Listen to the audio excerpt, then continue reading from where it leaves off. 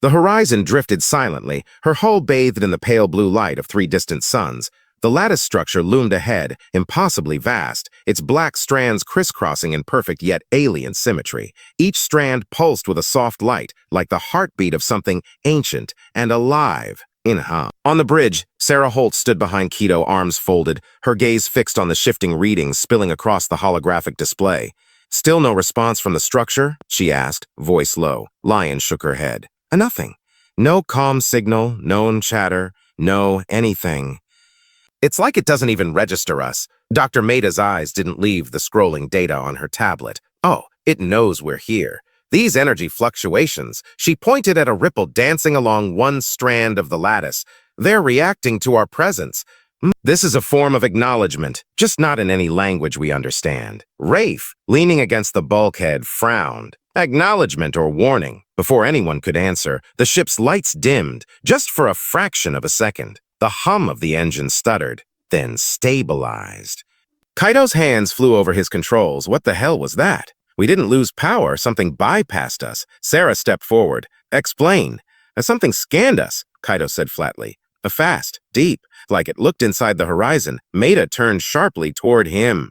"If that's true, then it now knows everything about us. Crew, systems, weapons."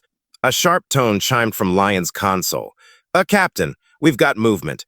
The holomap zoomed out and tiny motes of light appeared on the far edge of the lattice. At first they looked like glints of starlight, then they moved in perfect synchronization. "A contact's inbound," Lion confirmed. 3 of them. Small, but fast. Rafe's hand went instinctively to his sidearm, even though it was useless at this range. I guess we're about to meet the neighbors." Sarah's voice was calm, but her eyes betrayed her tension. "Open a broad-spectrum hail. Non-aggressive tone. Let them know we're explorers." The 3 motes grew larger, resolving into strange insect-like craft, delicate yet menacing, each one shaped like a shard of obsidian with translucent wings that shimmered with faint light. They didn't slow as they approached. "They're scanning us again," Kaito muttered. Harder this time. One of the alien craft veered slightly, coming to hover just outside the horizon's forward viewports. A moment later, a burst of colorless light flooded the bridge, not from outside, but from within the ship itself. The light condensed into a figure, tall, insectoid, semi-transparent. The alien's voice was not a sound, but a vibration in the crew's bones. "You stand at the threshold. Identify your threat in the weave." Sarah felt a chill run down her spine. "We are explorers," she said carefully. "From Earth." The alien tilted its head slowly, the movement unnervingly fluid. "Earth. A new thread." The weave remembers and tests. Before anyone could respond, the alien dissolved into a cloud of shimmering motes. Outside, the insect-like craft broke formation and began to spiral around the horizon, fast. Kaito's eyes widened at his readings. Well, they're pulling us toward the lattice." Sarah gripped the railing. "Hold course. Let's see where this thread leads." The horizon shuddered as invisible forces gripped her hull. The view screens filled with the lattice, its vast strands now close enough to reveal their true texture. Not metal, not stone, but something in between. Each filament seemed woven from millions of interlocking hexagonal cells, each one faintly glowing from within. Keto fought the controls, but the ship's thrusters might as well have been turned off. "They're steering us," he said through clenched teeth. Not pulling, guiding. On the bridge, Sarah's jaw tightened. Guiding us where? Dr. Maida studied the pattern of the strands as they slid past. Somewhere deep. These pathways, they're deliberate, like arteries feeding a heart. Outside, the alien escort craft maintained their spiral, flashing bursts of light at one another that might have been a form of communication. The horizon was carried along a dark corridor between 2 massive strands until the darkness ahead broke into a breathtaking sight. A chamber, if it could even be called that, opened before them. It was the size of a small moon, suspended inside the lattice. A sphere of shifting light hung at its center, surrounded by hundreds of alien structures drifting in perfect harmony. Some looked like floating citadels, others like crystalline trees rooted in nothing, their branches weaving into the strands.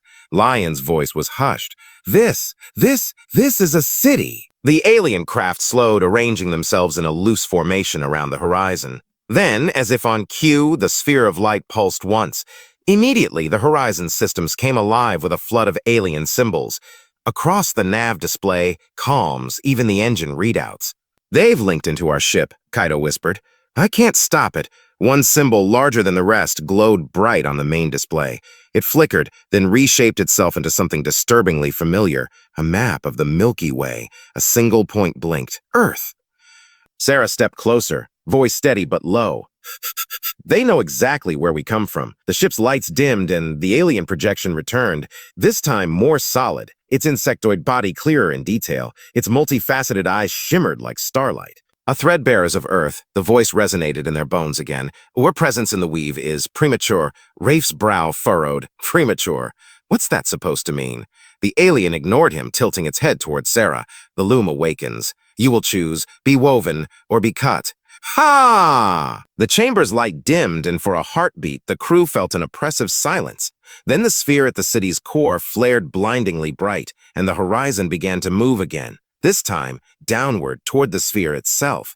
Kaido's voice was tense. Captain, I don't think we're going to have a choice. The light from the sphere grew so intense it washed out the stars beyond the viewports. A low, resonant hum vibrated through the horizon's hull, almost like the ship itself was becoming part of the lattice's strange song. Sarah gripped the edge of her chair. Shido, engine status? He glanced at his console, his expression grim. Engines are at idle. We're not flying. We're being flown.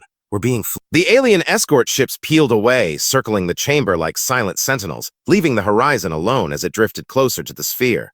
The surface of the sphere wasn't solid. It shifted, rippled, and parted like liquid glass. Without warning, the horizon crossed the threshold. Inside, the darkness was absolute for a heartbeat. Then light bloomed all around them, not from lamps or stars, but from patterns. Every surface, every direction was covered in vast, shifting tapestries of symbols, glowing and fading in waves. It was as if they had stepped into a living library. Dr. Maida's breath caught. These are records. Billions of them. Sarah turned to her. You can read them? Maida shook her head. Not yet. But the arrangement, it's like DNA, only cosmic scale. This is information architecture beyond anything humanity's conceived. Suddenly, one pattern expanded, flooding the horizon's main display. Images began to form, not just visuals, but experiences.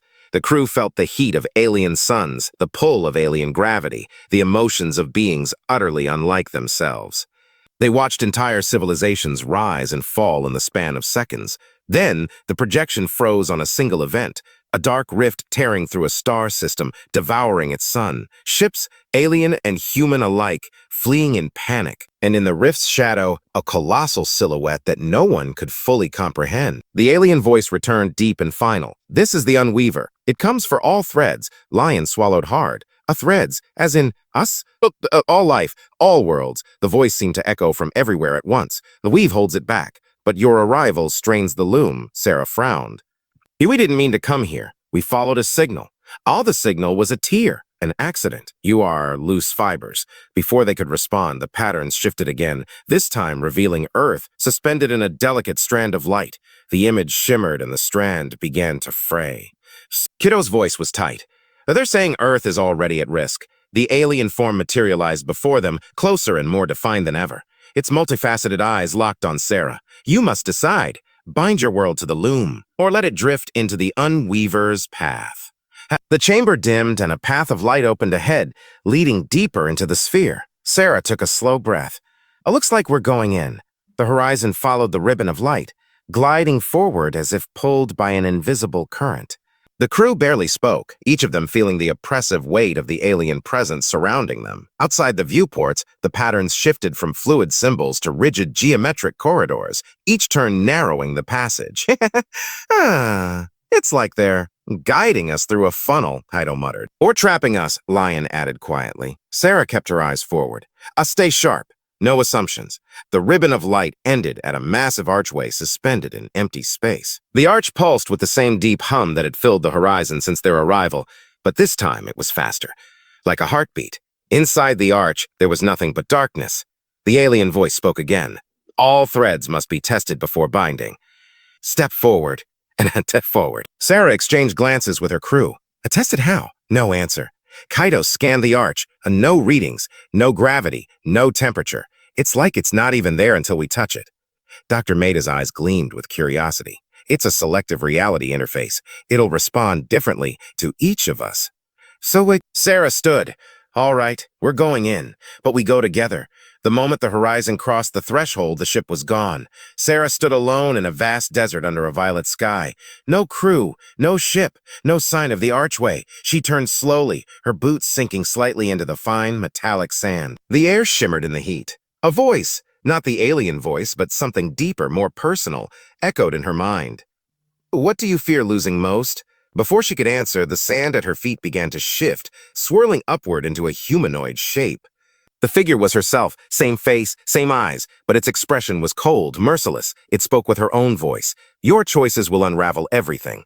Leave now, and your crew lives. Stay, and you condemn them. Sarah's heart pounded. You're not real. You're not real. I'm more real than you, it replied, stepping closer. Meanwhile, Kaido found himself back in his childhood home in Kyoto, except every picture frame was empty, every room stripped bare. A soft knocking came from a closed door at the end of the hallway. He knew, without knowing how, that opening it would show him the moment he failed his brother. Lion stood in a frozen battlefield, her breath visible in the icy air, surrounded by the wreckage of her old squad's ships. One by one, their voices called to her from beneath the snow. And Dr. Maida?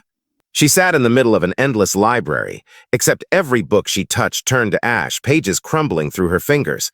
Knowledge, her greatest passion, was being erased faster than she could save it. For each of them, the test was different. For each of them, it was personal. The alien voice returned, overlaying every vision. To bind, you must face the thread within. If you break, your world breaks with you. Sarah squared her shoulders, staring down the cold reflection of herself. Then I don't break. The double smiled, sharply, cruelly, and lunged. Sarah's reflection moved like liquid shadow, every strike a perfect mirror of her own skills. Sand erupted around them as they clashed, hand to hand, each blow ringing like metal.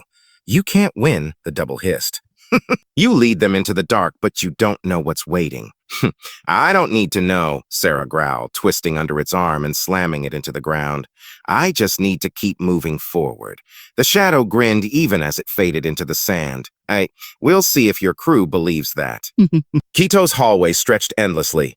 The knocking from the door became pounding, his breath caught. He knew the sound, the desperate way his brother had once begged him to stay instead of leaving for the academy. He reached for the handle, but stopped. This isn't real, he whispered. Visa changed the past, but I can protect what I have now. The door dissolved, the hallway shrinking into nothingness until Kaido stood alone in white light. A single thread of silver wrapped around his wrist and pulled gently forward. Lion knelt in the snow, her hands buried beneath it, trying to dig her fallen squad out. One voice, Jansen's, was the loudest. Why didn't you come back for us? Her chest ached. I couldn't. If I had, none of the colony would have survived. You chose them over us. She froze, tears stinging in the cold wind. Then she said, voice steady, I chose the mission over everyone, including myself, and I'll do it again if I have to. The snow melted away, revealing not bodies but small points of light drifting upward into the sky.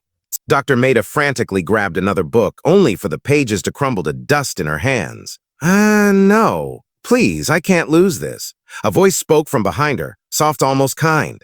If knowledge is all you are, what happens when it's gone? She turned, seeing no one. Then I become nothing. The air shimmered. Then learn to be more than what you know. She closed her eyes, letting the ash fall, and the library shifted into a green field under starlight. The books returned, not in shelves, but in constellations above her. One by one, the crew members emerged from their trials, stepping back onto the horizon's bridge as if no time had passed. The alien voice returned, deeper now, resonating through the ship's hull. The threads hold, for now, continue. Before them, the blackness inside the archway parted, revealing a colossal lattice of glowing filaments stretching into infinity. Somewhere at its heart, something pulsed with slow, deliberate rhythm. Sarah stared into it, feeling both dread and awe. Set course, she said. Let's see where this thread leads. The horizon drifted forward, swallowed by the glowing threads. They weren't just light, they were tubes, each as wide as a city street, coiling and twisting in impossible geometries. Irradiation levels stable, Kaido reported, though his voice was tight. But there's movement. The threads are flexing. Sarah's eyes narrowed. Like they're alive? Lion glanced at her scanner. Not exactly. More like reacting. The ship's floodlights swept across a nearby filament, and the surface rippled like disturbed water. black disturbed water. Pulses of bioluminescent color ran down its length, converging toward the horizon. Ah.